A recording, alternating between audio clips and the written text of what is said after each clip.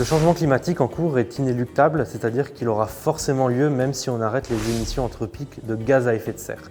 Le changement climatique a des impacts importants sur les populations humaines, sur la santé, sur l'environnement, mais aussi sur l'agriculture. Sur l'agriculture, il a des impacts sur deux paramètres.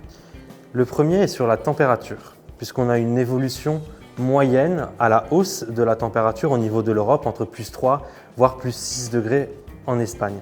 Mais le paramètre le plus important, c'est les extrêmes thermiques, puisque en Europe même, on pourrait observer des températures supérieures à 50 degrés, ce qui pose des challenges très importants au niveau de l'agriculture. Le deuxième paramètre de ce changement climatique, c'est les précipitations. On va avoir des précipitations qui vont être excédentaires en hiver et déficitaires en été. Or, c'est en été qu'on retrouve la saison culturale et c'est là où c'est très important de penser déjà dès maintenant à l'avenir de l'agriculture dans un contexte de sécheresse très important. Le sorgho est une espèce qui est très adaptée au changement climatique puisqu'elle nécessite moins d'eau que la plupart des cultures comme le blé, mais également elle est plus résistante à des températures extrêmes. Son optimum par exemple est de 34 degrés, tandis que pour le maïs il est plutôt vers les 30 degrés et celui du blé vers les 27 degrés.